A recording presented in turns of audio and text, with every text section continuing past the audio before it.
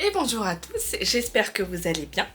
Vous l'avez vu dans le titre, on se retrouve pour le petit apéro du mois. Alors, déjà, prenez vos petites boissons. Alors, apéro, petit déj, goûter, ce que vous voulez, peu importe le moment auquel vous regardez cette vidéo. Voilà. On va parler de mes favoris du coup du mois. Alors, vous n'êtes pas sans savoir, bah vous l'avez vu, c'est ma vidéo précédente. Je suis partie au Japon du coup avec ma famille en février. Donc je me suis dit que ça allait être plus simple de regrouper du coup mes favoris comment dire, du mois de février et de mars dans la même vidéo. Du coup, et après on verra ce qu'il en est, mais soit je reprendrai mois par mois, soit on fera peut-être par saison, ce genre de choses. Donc là on va dire que ça va être les favoris de la fin de l'hiver. Voilà, donc c'est-à-dire février-mars. Donc il y a pas mal de petites choses. Donc on commence. La première chose, Inside, un thriller psychologique avec William Dafoe, donc qui n'est pas de cette année mais qui est arrivé sur comment dire, Netflix au mois de février. Donc je crois que c'est 2 heures et quart, mais franchement on est tenu en haleine tout le long du film. J'avoue, moi j'aime les thrillers, mais un peu plus policiers, vous voyez, je vais vous en parler un petit peu après avec d'autres films. Mais là c'est très psychologique parce que c'est vraiment un huis clos où William Dafoe, donc son personnage, est bloqué dans un appartement parce que la domotique a foiré. Et du coup on va suivre en fait comment il va se sortir de tout ça. Je vous spoile pas, mais c'est une fin assez ouverte vis-à-vis de la chose, mais par contre excellent. Thriller psychologique super. Et on continue avec un autre thriller, Instinct meurtrier, avec Laurence Fishburne notamment, et l'actrice, je ne sais plus qui c'est, mais vous allez voir là. Un très vieux film. Instinct meurtrier, c'est un film de 2004. Et pareil, c'est un policier classique, hein, comme j'ai pu déjà vous présenter auparavant. Et moi j'adore les policiers un peu, faut que ça vieillisse bien, mais un peu comme Bone Collector ou avec, en fait un peu tous les films de Denzel Washington, où il y a un peu cette patte-là des années 2000-2010 et souvent les fins sont vraiment imprévisibles en fait. Tu t'attends pas à ce que ce soit ce personnage, soit de cette façon, soit pour tel mobile. Donc franchement, Instinct meurtrier, j'ai beaucoup aimé. Et puis comme c'est un film de l'époque, c'est un film aussi qui est pas trop long, ce qui est sympa du coup, du fait que ce soit pas trop vieux quoi. Instinct meurtrier, vous voyez, c'est 1h40, donc franchement trop bien, donc je vous recommande. On a vu également Daffy et Porky Sauve le monde, je crois, qui est sorti au cinéma, donc on l'a vu au cinéma avant de partir en février. C'est sorti début février. Bon voilà, c'est un Looney Tunes, hein, donc franchement on s'est vraiment bien marré, parce que ce que j'aime bien avec les Looney Tunes, ou même Migration, je vous en avais parlé et tout, ça a beau être pour les enfants, c'est un humour qui, seuls les adultes peuvent comprendre parfois certaines vannes, et franchement on s'est vraiment trop marré avec monsieur au cinéma. Donc Daffy et Porky, voilà, très bien. Je sais pas du tout quelle plateforme va racheter le film ou ce genre de choses, mais franchement je vous le recommande, même si vous pouvez le voir en streaming ou voilà, excellent. On a vu également sur Netflix The Witcher et Les Sirènes des Abysses. Et là c'est en mode animation. Bon écoutez, The Witcher, ils en avaient déjà fait un ou deux même, qu'on avait vu également. Je crois que c'était The Witcher et le loup blanc, quelque chose comme ça. On avait fait un autre The Witcher, c'était Le Cauchemar du loup, en mode animation. En 2021, donc là Les Sirènes des Abysses c'est sorti cette année, début d'année, et franchement l'animation est quand même beaucoup plus sympa. Ça a fait un peu, je vous ai recommandé en janvier, un peu comme le Tomb Raider en animation aussi sur Netflix. Donc voilà, ça reste un The Witcher. L'histoire est très sympathique avec un mélange de créatures sous-marines et comment dire, humaines. Et voilà, ça se regarde bien, c'est quelques... Je crois que c'est un film. Oui, c'est un film, 1h30, donc classico-classique, j'ai envie de dire. On termine le mois de février, mais bon, peu importe. avec 3 films que du coup j'ai vus dans l'avion, donc à l'aller, puisque bah voilà, pour le Japon il y a quand même pas mal d'heures de voyage et de vol, hein, vous allez le voir. Donc j'ai eu l'occasion de regarder Venom 3. Alors, je sais pas si je vous avais déjà parlé du 2, mais le 2 c'était une grosse déception parce que bah, ils avaient pas été jusqu'au bout en fait du personnage de Carnage, donc c'était très décevant. Après j'avais revu le 1 et le 2 avec monsieur, et là le 3, bon bah ça tient un peu plus la route, je suis beaucoup moins déçue que le 2, parce que le 1 moi j'avais bien aimé, hein. Après les Marvel faut prendre ça avec beaucoup de pincettes, parce que c'est pas évident, mais parce qu'ils sortent vraiment des grosses merdes quoi, on va pas se le cacher. Et franchement bah là je m'attendais à rien, et bah, je suis pas déçue parce que ça se regarde, c'est sympa. Il est pas encore sur Disney+, bah, comme je l'ai regardé dans l'avion, voilà, la compagnie l'avait acheté, mais franchement c'était sympa. Voilà. J'ai regardé également The Transformers, le commencement. Pareil, ça c'est un film d'animation bah, qui retrace le début de Transformers. Alors j'avoue, j'avais pas toutes les rêves parce que j'ai pas vu les autres Transformers. Shame on me. Bon, après c'est pas non plus un univers qui m'intéresse, mais je me suis dit, bon, allez, pourquoi pas. Il dure pas beaucoup de temps. Il dure quand même 2 heures et quelques. Mais bon, j'avais du temps à tuer littéralement dans l'avion. Donc voilà, ça se regarde, c'est assez drôle, c'est très beau par contre, l'animation est très très belle. Et claque, mais grosse claque, Seven, avec Brad Pitt et Morgan Freeman. Alors bon, déjà les acteurs, enfin le cast est incroyable, et on a également un 3e acteur connu, mais que je vais pas vous dire parce qu'en fait il est dévoilé qu'au générique de fin. C'est un thriller policier et psychologique. On apprend qu'à la fin qui est le meurtrier, donc je vous dis pas qui est l'acteur, même si bon, si vous regardez sur Allociné ou des trucs comme ça, vous allez voir le cast. Et on a également Gwyneth Paltrow. Et franchement, alors j'essaye petit à petit de rattraper du coup mes classiques hein, sur les vieux films, mais alors là, Seven, une claque, mais une claque. J'ai rarement été aussi devant un vieux film, parce que j'adore ça, mais voilà, j'adore ça, mais c'est pas non plus surprise incroyable. Mais alors là, franchement, je vous recommande. Encore une fois,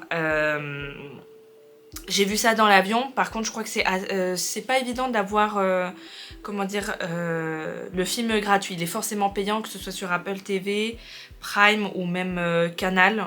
À chaque fois, il est payant. Donc voilà. Mais franchement, si vous aimez ce genre de film, je vous recommande grandement. Parce que franchement, c'était trop sympa. Et on enchaîne du coup donc avec mon autre sélection donc du mois de mars, pareil, donc film, série et mon petit documentaire. Je commence par mon petit documentaire. Documentaire criminel, vous le savez, hein, je vis pour ça, c'est mon oxygène hein, sur Terre. Hein, je sais que c'est un petit peu glauque. C'est Chaos, les meurtres de la famille Manson. Alors, pour ceux qui s'intéressent un petit peu à cet univers-là, c'est vrai que Charles Manson, la famille, Sharon Tate, comment dire, Once Upon a Time in Hollywood, c'est connu, c'est vu et re-revu. C'est 1h36, donc c'est un film documentaire. Parce que souvent je regarde des séries documentaires. Et en fait ça aborde un autre côté en fait de l'histoire et de la société telle qu'elle était en fait à l'époque, donc c'est dans les années 60-70 hein, si je ne sais plus, et en fait ça aborde un peu le sujet où finalement Manson et un peu sa famille, enfin la famille hein, de Manson en fait aurait été utilisée par le gouvernement pour un peu cette pression là sur la société, sur comment on est censé traiter les riches, les pauvres, les drogues, la criminalité, ce genre de choses. Donc ça aborde un autre côté de l'affaire et de la société à cette époque-là.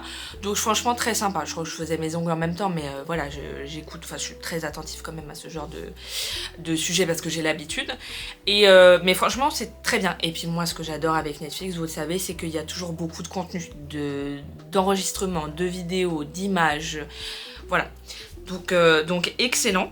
Et avant d'attaquer les séries et les films, j'ai acheté la dernière BD du coup de Max Keyes. Je vous avais parlé de ses précédents livres, Les Tremblés et Crime au Japon. Et du coup, il a sorti en fait une BD, donc le Backpacker Killer, qui est une histoire qui se passe en Australie. Je vous lis le résumé. 20 septembre 1992, forêt de Belanglo, Australie. Les corps de 2 jeunes autostoppeuses portées disparues sont retrouvés horriblement mutilés. Le début d'une liste macabre de cadavres, ceux de jeunes randonneurs et randonneuses dont le voyage a viré au cauchemar. Le début d'une longue traque de près de 5 ans pour retrouver le tueur en série à l'origine de ces crimes qui ont marqué au fer rouge l'imaginaire collectif australien, le Backpacker Killer. Donc, vous connaissez Max Keyes, je pense, pour ceux qui regardent du true crime, encore une fois, et je vous avais parlé du coup de ses livres.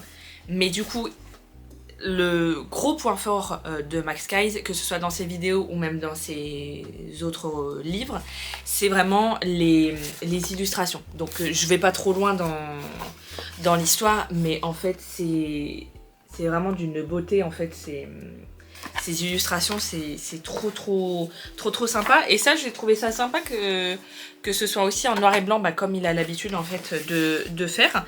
Et franchement, le papier est super qualitatif et tout. C'est vraiment un papier épais, quoi. Donc voilà, il est au prix de 17,95 €. Donc c'est moins cher que ses romans. C'est moins cher que ses romans, je crois, mais franchement, c'est très qualitatif. Et moi, j'adore ces livres à lui, comment les choses sont rédigées.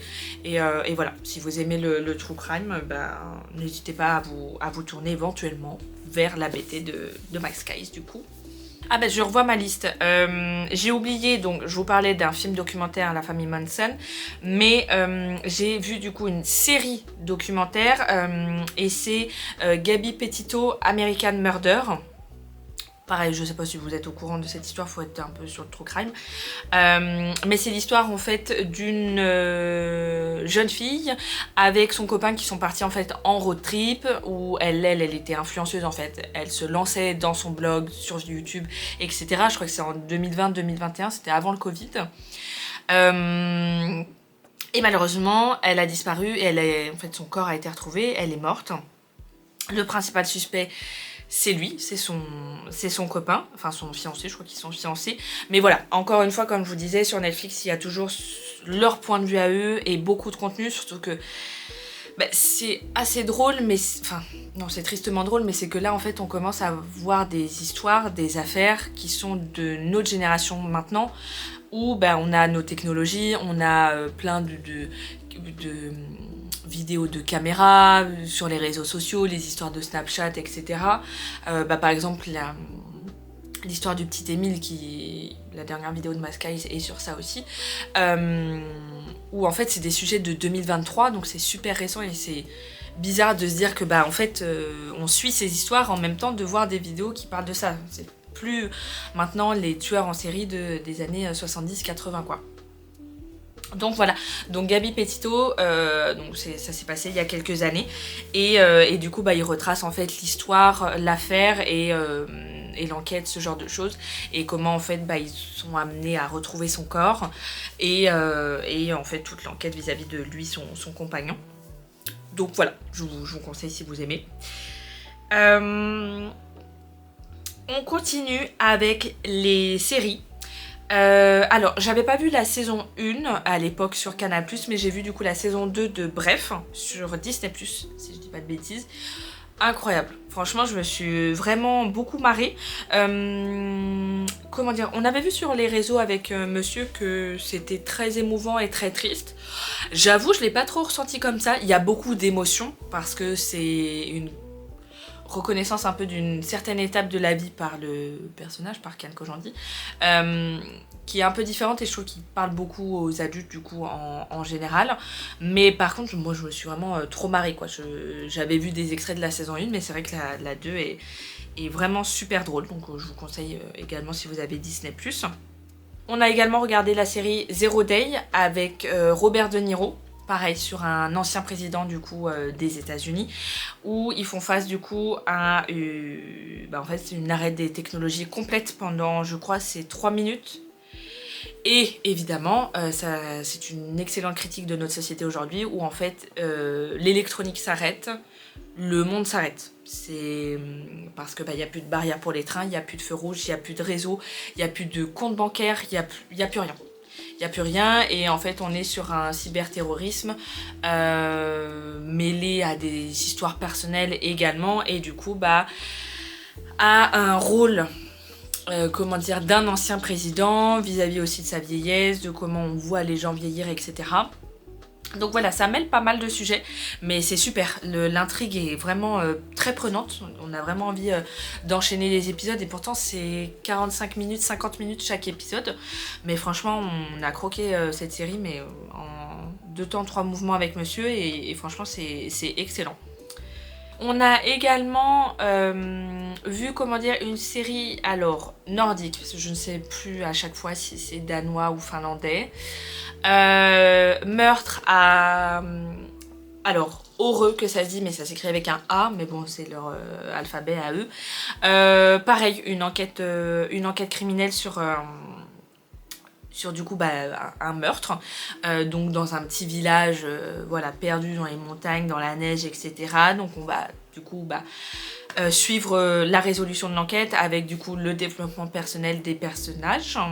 Oui. Donc voilà, très, très sympa aussi. Les séries nordiques prennent de plus en plus d'importance. Je crois que je vous en avais déjà parlé d'une autre en plus. Le crime à la racine. En janvier, et franchement c'est très sympa, c'est un autre type d'acting, de développement des personnages, mais franchement c'est très sympa, très très sympa. On a également vu Juste un regard, qui est la nouvelle adaptation d'Harlan Coben. À nouveau une réalisation polonaise, comme Dans les bois, enfin bref. Si vous tapez Harlan Coben sur Netflix, vous allez avoir du choix sur les adaptations du coup de ses œuvres. Mais franchement, Juste un regard, excellent, toujours très sympa. Le côté polonais aussi un petit peu différent en termes d'acting et de développement, pareil. Mais c'est toujours très cool, ça change justement du côté british en fait des Harlan Coben, donc c'était cool. Et notre gros coup de cœur de ce mois de mars en fait avec monsieur, c'est La Résidence, avec une des actrices qui joue dans Orange is the New Black, c'est dur à dire. C'est Uzo Aduba, du coup l'actrice. Il y a également Giancarlo Esposito qui joue dans Breaking Bad, The Gentleman, etc. Enfin bref, Giancarlo Esposito, quoi, je pense qu'on le connaît tous. Et pareil, une enquête criminelle. Là, c'est beaucoup plus léger. Il y a quand même un meurtre. On suit du coup, l'enquêtrice, du coup, qui est une détective privée, mais qui travaille pour la police de Washington. Du coup, ça se passe à la Maison Blanche. Donc on est sur un huis clos de Maison Blanche, pendant un dîner d'État avec l'Australie. Donc on parle un peu de politique. On parle d'un petit peu manigance, de tout tourner à sa sauce pour régler les choses le plus rapidement possible et de pas être dans l'embarras et tout en termes de politique. Mais par contre, qu'est-ce que c'est drôle, hilarant. Franchement, on s'est marré tout le long de la série avec monsieur, parce que ça reste une enquête policière, mais c'est super drôle parce qu'en fait il y a des comiques de situation, en mode un peu comme The Office, où ça regarde la caméra, où ça parle directement à la caméra, où en mode les gens ils sont complètement barrés. Et franchement, La Résidence, gros coup de cœur, même si vous n'aimez pas forcément les enquêtes criminelles, et ça, excellent, parce que c'est super léger et c'était super drôle, donc je vous recommande. Et on enchaîne du coup sur les films qu'on a vus. On a vu Uncharted, celui avec Mark Wahlberg et Tom Holland. Pareil, ce genre de film, je pense que je vous l'ai déjà dit, c'est un peu comme Fast and Furious, Mission Impossible, etc. Hop, on enlève le cerveau, on pose sur la table basse et on regarde. Il est très sympa, il est assez drôle, très cool en termes d'action, de cascade, etc.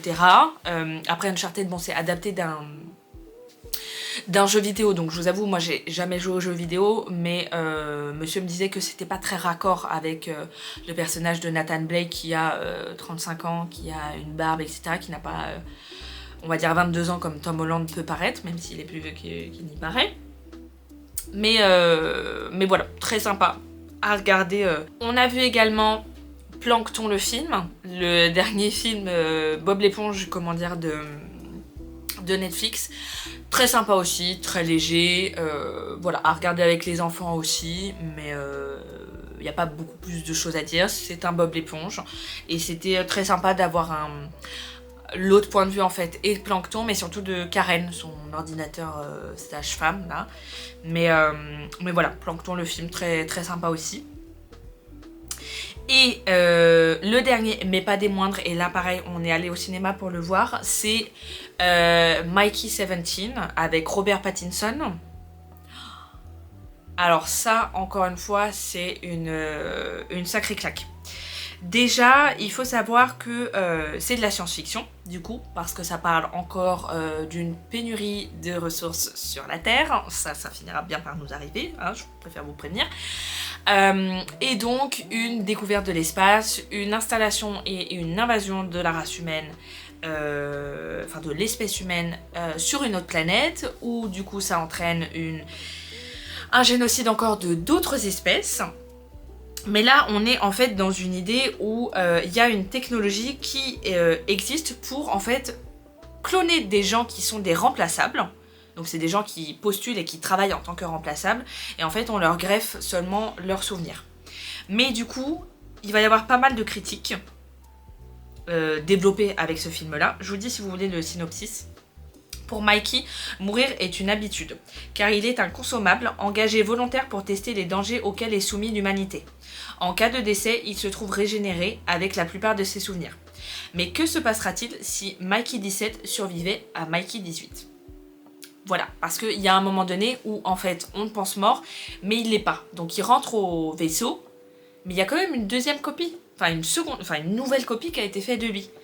Donc du coup là on est amené à réfléchir pas mal, et je trouve que ce film là, déjà bravo à Robert Pattinson qui sort enfin de ses rôles, malheureusement pour lui, hein, mais un peu dans les films de teenager et tout, parce que même dans Batman il était vraiment super fort, et là vraiment dans Mikey 17 c'est impressionnant.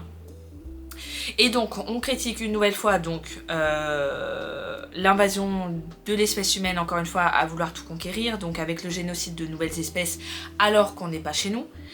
De tout ce qui est également le consommable de la nature humaine, mais ça se raccroche aussi à tout ce qui est consommable dans nos vies, donc l'électronique, la nourriture, les vêtements, les habitations, enfin tout est devenu consommable dans notre société, et je trouve que c'est une excellente critique aussi de se dire que, mais si le jour où l'humain aussi est inconsommable, qu'est-ce qu'il adviendra en fait ?